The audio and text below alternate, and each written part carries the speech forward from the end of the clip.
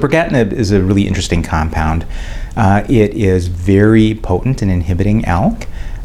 It was approved for patients who've progressed on first-line crizotinib. We now do have published data in first-line compared to crizotinib showing that it is superior in progression-free survival.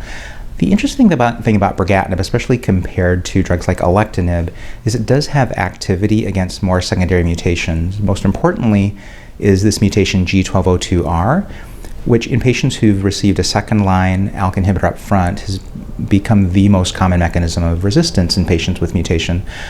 So where to utilize it in first and second line is unclear. Now, unfortunately, even though we have data showing superiority, it hasn't been FDA approved yet.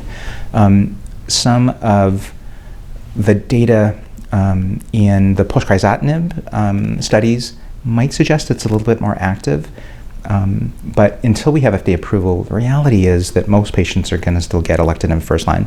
But I think where brigatinib can be used now in a world where most patients are going to be getting alectinib first line is something we still need to tease out. It does have certainly intriguing activity, some data recently published showing about a 40% response rate in patients who've progressed on a second generation ALK inhibitor. So I think there's much more to learn about where brigatinib sits.